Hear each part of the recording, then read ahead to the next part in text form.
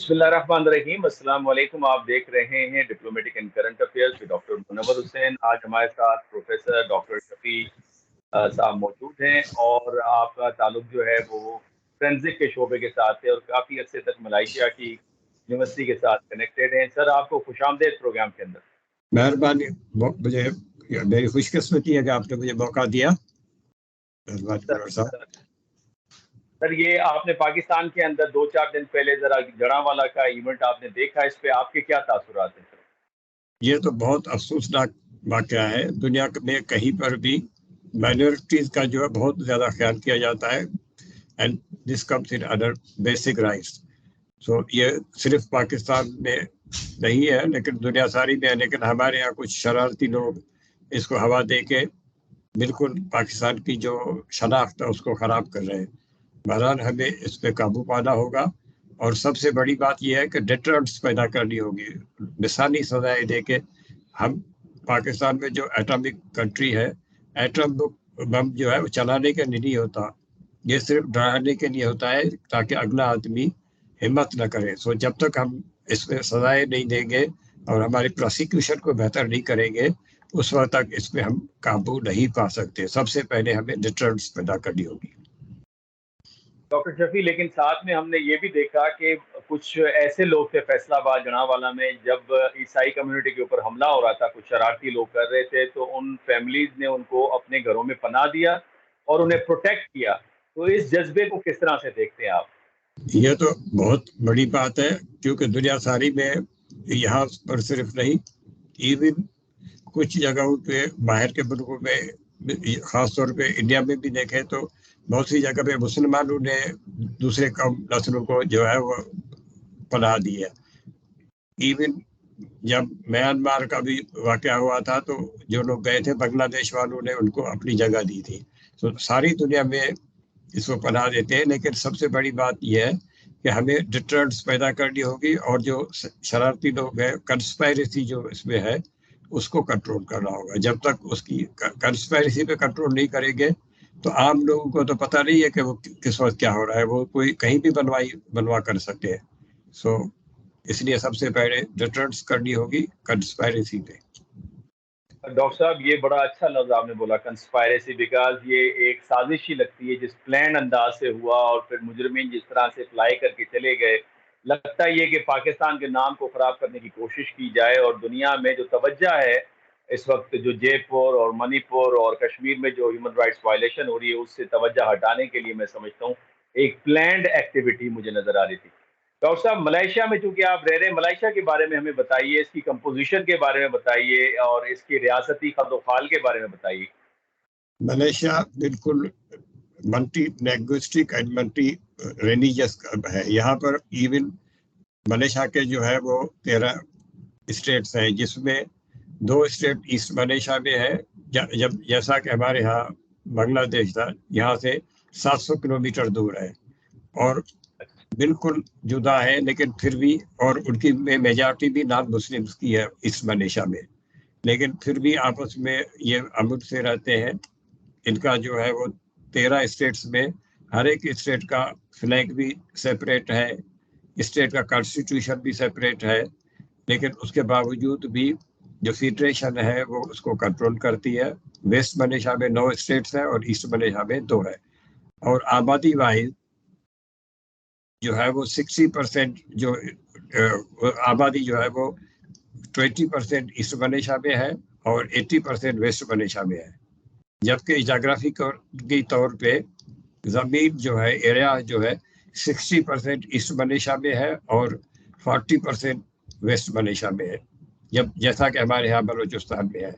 لیکن asset Malaysia والے کو کنٹرول کرنے کے لیے، باوجود کیونکہ میجارٹی ویسٹ ملیشیا میں ہے، لیکن ان کو رائٹس جو ہے بہت زیادہ ہے۔ ویسٹ ملیشیا والا جو ہے ایسٹ ملیشیا میں جا تو سکتا ہے، لیکن لے کے اپنا پاسپورٹ جائے گا، اور پرماننٹ ریزیڈنٹس کے لیے اس کو اجازت لینی پڑے گی۔ تو بہت ہی اچھا نظام ہے، اور اسپیشلی ایسٹ ملیشیا میں جو ہے وہ میجارٹی جو ہے نان مسلم کی ہے، پھر بھی جو ہے وہ بالکل امن امان سے رہ رہے ہیں۔ اس کی مین سبجیکٹ وجہ یہ ہے ایجوکیشن سسٹم جو ہے ایک ہے، زبان ایک رکھی ہے انہوں نے، जो है भाषा बनाई हो। ये उनको पहले वो तो ज़बान जो लिखी जाती थी हमारी तरह उर्दू और अरबिक रस्मुल ख़त था, लेकिन अब उन्होंने चेंज करके रोमन इंग्लिश कर लिया, लेकिन ज़बान वही बोलते हैं जो उनकी जो लोकल है वेस्ट और ईस्ट मनीषा की। डॉक्टर साहब, ये बड़े इंपॉर्टेंट पॉइंट्स आपने बताए, एजुकेशन एक और ज़बान एक। तो क्या पाकिस्तान में भी अगर हम तालीम का पूरा निज़ाम एक रखें, जो कि दावा तो होता है हमारे मुख्तलिफ हुकूमतों की तरफ से, लेकिन वो एक एजुकेशन हमारे पास है नहीं। अपर क्लास के लिए कुछ और है, मिडिल क्लास के लिए कुछ और है, और लोअर। मैं ये पूछ रहा था कि जो पाकिस्तान के अंदर एजुकेशन एक करने का दावा तो नजर आता है, लेकिन हकीकत में होता नहीं है। अपर क्लासेस की एजुकेशन मुख्तलिफ है, मिडिल क्लास सरकारी स्कूलों में जाते हैं, लोअर क्लास जाते हैं। हमारे यहाँ आपको जगह का नजर आता है।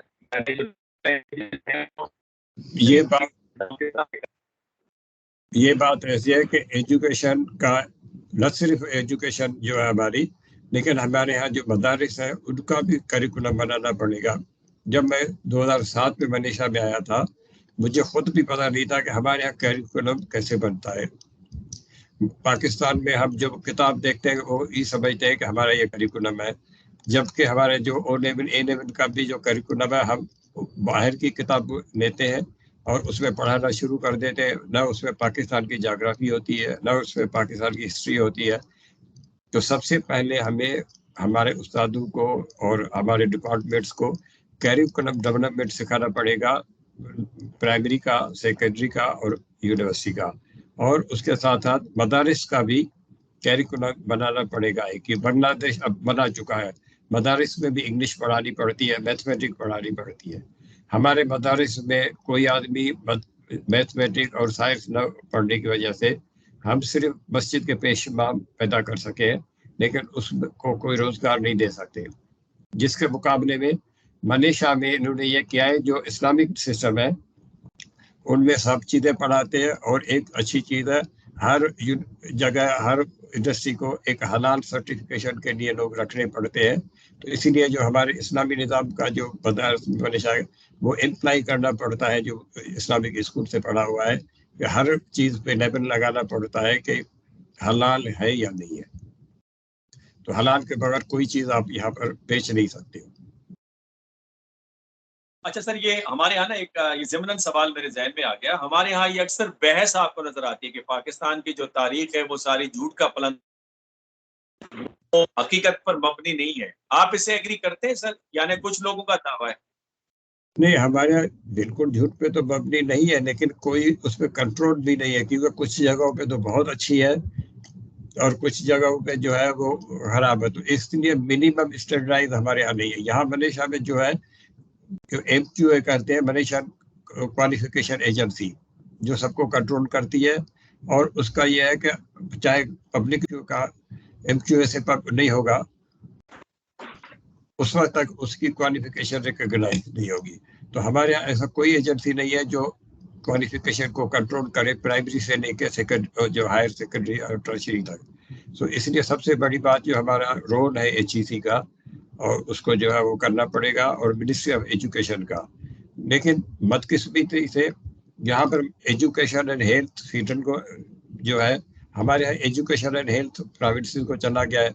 तो उसका सबब यह है कि हर सूबा जो है वो अपने तौर पे न उसको कंट्रोल कर सकता है, न उसमें कोई बेहतरी ला सकता है। यहाँ पर मेन चीज़ ये है कि हेल्थ और एजुकेशन बेसिक राइट है फेडरल गवर्नमेंट का, और हर एक आदमी को वही मिलती है। और एक चीज़ और मैं बताना चलूँ, हमारे यहाँ कंसेप्ट है कि प्राइवेट जो इदारे हैं वो अच्छे हैं, पब्लिक इदारे जो है वो बेहतर नहीं है। अच्छा डॉक्टर साहब, ये बताइएगा, मुझे ज़िमनन ये सवाल ख्याल में आ गया कि पाकिस्तान के अंदर एक किस्म की तालीम नहीं है, जिस तरह आपने फरमाया कि एक ज़बान और एक तालीम है मलाइशिया में, जो कि यूनिटी फैक्टर है मलाइशिया के अंदर, और एक कोहेसिवनेस नज़र आती है माशरे के अंदर। पाकिस्तान में मुख्तलिफ तबकात के लिए मुख्तलिफ तालीम नज़र आती है। हालांकि हुकूमती दावे तो रहे हैं कि हम एक ही निज़ाम तालीम को राइज करेंगे, लेकिन अपर क्लास की तालीम कुछ और है, मिडिल क्लास सरकारी स्कूलों में जाते हैं और निचली क्लासेस मदारिस की तरफ जाते हैं। तो पाकिस्तान में एक ज़बान और एक तालीम किस तरह से की जाए? क्योंकि हमारे इलाके में हर इलाके की अपनी ज़बान है और वो उसको प्रेफरेंस देते हैं, बजाय ये कि एक ज़बान के ऊपर चल पड़ें। منور صاحب بات یہ ہے کہ زبان یہ علیحدہ مسئلہ ہے. ملیشیا میں بھی 3 زبانیں پڑھائی جاتی ہے. بیسک انگلش ہے، ملائی ہے، چائنیز ہے اور انڈین تامل. لیکن جو مین سبجیکٹ ہے وہ صرف انگلش اور اس میں پڑھائے جاتے ہیں ملائی میں.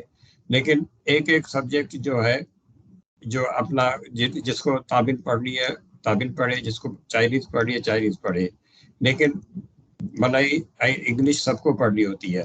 اور ایک چیز اور ہے، میٹرک تک جس کو ہم کہتے ہیں او لیول کہتے ہیں، وہ ایک ہی سبجیکٹ ہے. لوکل آدمی جو نیشنل ہے وہ نیشنل اسکول میں جائے گا. بادشاہ کا بیٹا بھی جو ہے وہ پرائیویٹ اسکول نہیں پڑھ سکتا. اگر پرائیویٹ اسکول میں پڑھے گا تو اس کو پبلک اسکول میں ایڈمیشن نہیں ملے گی، وہ جا کے آپ نے کسی پرائیویٹ ادارے میں پڑھے. تو اسی لیے سارے لوگوں کو جو او لیول تک ہے وہ گورنمنٹ اسکول میں پڑھنا پڑتا ہے. اور سارے تھرو آؤٹ دی ملیشیا ایک ہی جیسے اسکول ہے، ایک ہی جیسا گراؤنڈ ہے. ایک اور کیریکولم کا یہاں تک سوال ہے، جو انہوں نے اس طرح سے کیریکولم بنایا ہے کہ جو آج یہاں پڑھایا جا رہا ہوگا وہی سبق جو ہے لیسن جو ہے اس ملیشیا میں پڑھایا جائے.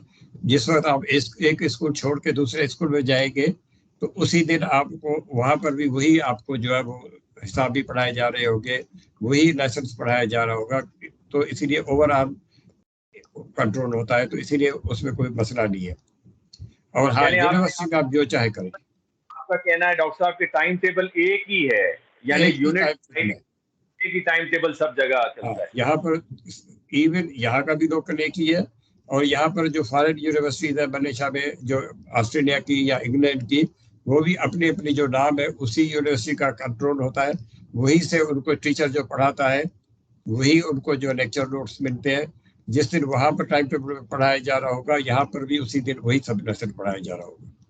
ایک ہی اچھا کا. ڈاکٹر صاحب کی بھی تھوڑی سی بات نکلی ہمارے پاکستان کے اندر، یہ بہت بڑی غلط فہمی ہے. کچھ اسکالرس کا کہنا یہ ہے، حالانکہ وہ اپنے سبجیکٹ کے اسپیشلسٹ اس حوالے سے نہیں ہے، ہسٹری کے حوالے سے، لیکن دعویٰ کرتے ہیں کہ پاکستان کی جو ہسٹری ہے وہ غلط لکھی گئی ہے. یہ اتنی بڑی بولڈ اسٹیٹمنٹ کا آپ اس سے اتفاق کرتے ہیں کہ پاکستان کی ہسٹری جو ہے مکمل طور پہ غلط لکھی گئی ہے؟ پرابلمس تو ہو سکتے ہیں، ہر کسی ہسٹری میں ہوتا ہے، بائسز ہوتے ہیں، لیکن یہ کہنا کہ مکمل ہسٹری غلط ہے، آپ ایگری کرتے ہیں اس سے؟ مین چیز اس کا یہ غلط یا صحیح کی بات، یہ غلط بھی ہو سکتی ہے یا کوئی صحیح، لیکن اس کے لیے ریسرچ امپورٹنٹ ہے. ہمارے ہاں کوئی آدمی ریسرچ نہیں کرتا، نہ سائنس میں، نہ ہسٹری میں، نہ جرنلزم میں. تو اسی لیے مصیبت یہ ہے کہ غلط صحیح کرنے کے لیے ہمیں کسی کی ہسٹری ہو، کسی کا ریفرنس ہو، وہ ہے نہیں. ہم ہر آدمی یہ اپنے طور پہ خود ہی بادشاہ ہے، خود ہی ہم جو ہے وہ ایک چیز کہتے ہیں کہ ہم اپنی غلطیوں کے ایڈوکیٹ وکیل بن جاتے ہیں، دوسروں کے غلطیوں کے ہم جج بنتے ہیں. تو ہم دوسرے کے لیے تو کر دیتے ہیں کہ بھئی یہ غلط ہے. یہ غلط کہنے کے لیے ہمیں کوئی پروف دینا چاہیے، کوئی ہسٹری اور ریسرچ ہونی چاہیے، وہ ہے نہیں. اسی وجہ سے ہم مار کھا رہے ہیں. جبکہ ہمارا ایجوکیشن سسٹم اپ ٹو 1970 تک اتنا اچھا تھا. ایل ایم سی کا اور ڈومینیکن کالج کا یو کے میں اور امریکہ میں بغیر ایگزام کے ہمارے ڈاکٹر ہوا جاتے تھے. جیسے جیسے نظام خراب ہوا تو اس کے بعد جو ہے یہ چینجز ہوئی ہے. ادروائز جو ہمارے ٹیچرز تھے، حتیٰ کہ یہ جو ادیب نصر رضوی ہے، ہمارے یہاں انصاری صاحب تھے، جس وقت یو کے جاتے تھے تو بغیر ایگزام کے وہاں پر جا کے ان کے پوسٹ گریجویشن کرتے تھے. تو کیونکہ ہمارے سسٹم ہم نے خراب کیا. ملیشیا کے پاس یہ ہے کہ باہر کے لوگوں کو بلا کے اپنا جو سسٹم ہے اس کو ایکریڈیشن کراتے ہیں. جیسے لیبارٹری ہم کیوں جاتے ہیں آخر، کیونکہ لیبارٹری جو ہے دوسرے ملکوں سے ایکریڈیٹڈ ہوتی ہے. تو جب تک ہم کسی اور نظام کے ساتھ ہم نے اپنے آپ کو پروو نہیں کریں گے، ایکریڈیشن نہیں کریں گے، ہمارا ایگزام کو سسٹم کو نہیں چلائیں گے، اس وقت تک ہم یہی سنتے رہیں گے یہ خراب ہے، یہ صحیح ہے، وہ غلط ہے. تو ہمیں ایکریڈیشن کرانی پڑے گی، ہاسپٹل کی ہو، یونیورسٹی کو، کورس کو ایکریڈیشن کرانی پڑے گی. بہت زبردست بات آپ نے کی ڈاکٹر صاحب کہ ہم بغیر تحقیق کے بڑے بڑے کلیمز کر دیتے ہیں، ایویڈنسز ہمارے پاس ہوتے نہیں ہیں. اور پھر آپ نے جو پروسیجر بتایا، بڑا زبردست پروسیجر بتایا with the passage of time, جس طرح ہماری ایجوکیشن نے ڈکلائن کیا ہے. ڈاکٹر صاحب یہ بتائیے گا، اکانومی کی بات کرتے ہیں. ملائیشیا کے اندر کہا یہ جاتا ہے کہ جو چائنیز کمیونٹی ہے اس کا بڑا سگنیفیکنٹ رول ہے ملائیشیا کی اکانومی کو بوسٹ کرنے میں. اور پھر کہا یہ جاتا ہے کہ جب مہاتیر محمد بنے پرائم منسٹر تو انہوں نے بیسک ریفارمز لے کر آئے. تو بتائیے گا ہمارے ناظرین کے لیے کہ ملائیشیا کی اکانومی کس طرح بوسٹ پایا، اس میں چائنیز کا کیا رول ہے اور ریفارمز کا کیا رول ہے؟ اس میں سب سے بڑا مسئلہ جو اکانومی میں انہوں نے پہلا نعرہ لگا، جو اس سے مہاتیر سے بھی پہلے جو تن رزاق تھا، جو دوسرا ان کا وزیر اعظم تھا، اس نے یونیورسٹی کھولی اپنے لوکل لوگوں کے لیے، جس کا میں پبلک یونیورسٹی ایسی ہے جو 700 ایکڑ پہ یونیورسٹی ہے، جو صرف ان کے اپنی بھومی پترا کو پڑھاتی ہے، اور سب جگہ ان کا کیمپس ہے. 1,70,000 اسٹوڈنٹس ہیں، جس میں یہ کوشش. بھومی پترا سے مراد ہے آپ کی son of the soil. Son of soil. اس میں نوکری تو ہم لوگ، میں بھی کرتا تھا، باہر کے لوگ کر سکتے ہیں، لیکن ایجوکیشن وائز صرف اپنے لوگوں کو جو ہے ایجوکیشن کرتے ہیں. اس کا یہ ہے کہ میٹرک تک تو اس میں کامن پڑھتے ہیں، اس کے بعد یونیورسٹی میں جو اچھے اسٹوڈنٹس ہوتے ہیں انہوں نے اپنی سیٹیں خرید کی ہوئی ہے، ان کو آسٹریلیا، یو کے، امریکہ، جرمنی اپنی اسکالرشپ پہ بھیجتے ہیں.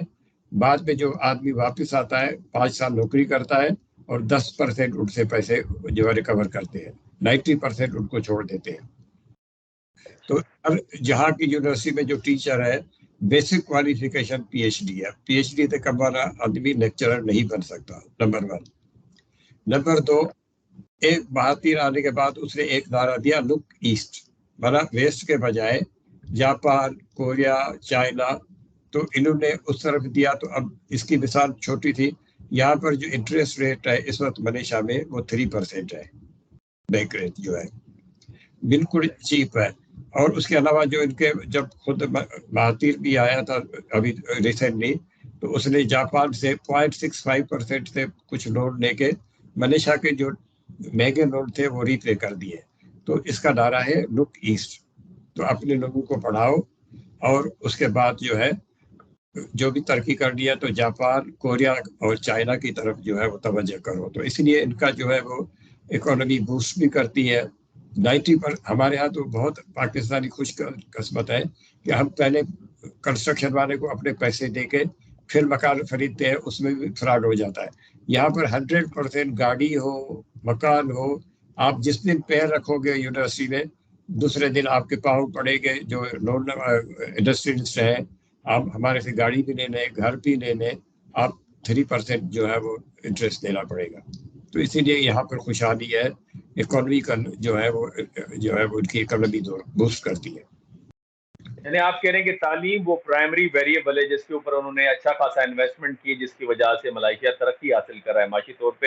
ڈاکٹر صاحب یہ بتائیے گا، اگر چائنیز زیادہ خوشحال ہیں، چائنیز کمیونٹی ملائیشیا کے اندر، تو کیا سوسائٹی میں جیلسی پائی جاتی ہے؟ جو وہاں کا لوکل ہے ملایا اور دوسری جو کمیونٹی ہے جو انڈیا، پاکستان اور دوسرے ممالک سے، کیا جیلسی فیکٹر نظر آتا ہے آپ کو؟ یہاں پر بالکل یہ سوسائٹی بالکل جیلسی بھی ہے، لیکن انہوں نے 1969 میں جھگڑا بھی ہوا تھا، لیکن اس کے بعد یہ ہے کہ جیو اور جینے دو، اسی پالیسی پہ ہے. تو اس لیے اپنی اپنی کمیونٹی کو جو ہے وہ چائنیز بھی سپورٹ کرتے ہیں، انڈینس بھی کرتے ہیں، ملئی بھی کرتے ہیں اوپنلی. تو اس لیے بالکل یہ ہارمنی میں رہتے ہیں، اور اس کا کوئی جو ہے جھگڑا بھی نہیں ہوتا ابھی، لیکن ہے بالکل سیپریٹ بیسیکلی. لیکن اب جیو اور جینے دو اس پالیسی پہ ہے. اچھا ڈاکٹر صاحب، پاکستانیوں کی کیا امیج ہے ملائیشیا کے اندر؟ کتنے تقریباً پاکستانی رہ رہے ہیں؟ جس طرح آپ وہاں پہ تعلیم کے شعبے کے ساتھ منسلک ہیں، تو آپ نے کیا فیل کیا ہے کہ کیا پاکستانیوں کی رسپیکٹ ہے، ان کا تاثر کیا ہے، اور پاکستانیوں کے لیے اپرچونیٹیز کیا ہیں اس وقت ملائیشیا میں، اسٹوڈنٹس کے لیے اسپیشلی؟ جی، اسٹوڈنٹس کے لیے تو بہت زیادہ فیسلٹیز ہے، کیونکہ یہاں پر جو یونیورسٹیز ہے ان کا جو انٹرنیشنل کرائٹیریا ہوتا ہے، اس میں ایک ریسرچ ہے، دوسرا انٹرنیشنلائزیشن ہے. جتنے باہر کے لوگ آئیں گے تو ان کی یونیورسٹیز کو ان کے پوائنٹس جو نمبر ہوتے ہیں انٹرنیشنل ریکگنیشن زیادہ ملتی ہے. تو اس لیے یہ تو ایکسیپٹ کرتے ہیں. لیکن جو بیسک جو ہے ایجوکیشن، اس میں پاکستانی بہت آتے ہیں، لیکن تھوڑا سا مہنگا ہے، کیونکہ یہاں پر یہ ہے کہ لوکل کے لیے فیس علیحدہ ہے، انٹرنیشنل کے لیے علیحدہ ہے. لیکن اس میں پوسٹ گریجویشن میں فیس بھی کم ہے اور ایڈمیشن بھی آسانی سے ملتی ہے، اسپیشلی جو پی ایچ ڈی کرے، ماسٹرس کرے. تو اس کے لیے 100% جو پی ایچ ڈی میں آتے ہیں، اگر اسکالرشپ نہیں بھی ملے گی تو ان کا جو ریسرچ فنڈ ہوتا ہے اس میں سے RA-شپ مل جاتی ہے. لیکن انڈر گریجویٹ میں یہ ڈسکریج کرتے ہیں, اس میں فیس زیادہ ہوتی ہے, فیس زیادہ ہو تو آئے, لیکن پوسٹ گریجویشن میں یہ خود ان کو فنڈنگ کرتے ہیں. جیسے PhD ہے, ماسٹرز پروگرام ہے, اس میں جو اگر اسکالرشپ بھی ہوتی ہے نہیں بھی ہو تو ریسرچ اسسٹنٹ جو ریسرچ فنڈ ہوتا ہے اس میں سے پیسے ملتے ہیں. تو اس لحاظ سے پوسٹ گریجویشن اچھی ہے. کیا ہے جاب اپرچونیٹیز جو بچے وہاں پڑھتے ہیں یا یہاں سے جو اسپیشلائز لوگ جاتے ہیں ان کے لیے جاب اپرچونیٹیز کیا ہیں؟ میڈیکل کی فیلڈ میں, ایجوکیشن میں, ایگریکلچر میں, بزنس میں پاکستانیوں کے لیے جاب اپرچونیٹیز ہیں وہاں پہ؟ پاکستانیوں کے لیے سب جو ہے فیلڈس میں اپرچونیٹیز ہے. میڈیکل فیلڈس میں تھوڑا سا اپرچونیٹیز ہے تو صحیح, لیکن ڈیفیکلٹی یہ ہے کہ ان کا جو معیار ہے وہ UK سے کم نہیں ہے. تو اس لیے یہاں پر جو میڈیکل کاؤنسلس ہوتی ہے اس میں رجسٹریشن کے لیے بہت سخت ہے. تو اس میں فرسٹ اپرچونیٹی ان کا اپنے لوکلس کے لیے ہوتی ہے, اور جو فارنرس ہوتے ہیں ان کو تھوڑا سا جب تک کوئی اسپانسر نہ کرے تو پڑھ تو سکتے ہیں, لیکن رجسٹریشن کے بغیر آپ پریکٹس نہیں کر سکتے. تو انجینئرنگ اور باقی لوگ تو کر سکتے ہیں, لیکن میڈیکل ایجوکیشن میں ایجوکیٹ تو آسانی ہو سکتی ہے, پریکٹس کرنے میں تھوڑی مشکل ہے. کہ اس لیے کہ وہ رجسٹریشن ان کی جو ہے بہت مشکل ہے.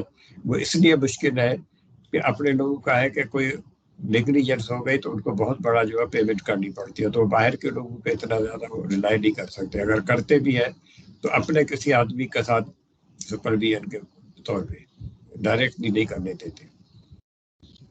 تو دوسرے شعبوں میں ڈاکٹر صاحب لائک ایگریکلچر, بزنس یا ایجوکیشن کے اندر اگر پاکستانی جانا چاہیں جاب کے حوالے سے؟ باقی سب شعبوں میں اسپیشلی کمپیوٹر ہو, ایگریکلچر ہو, انجینئرنگ ہو, سب جو لوگوں میں ہے.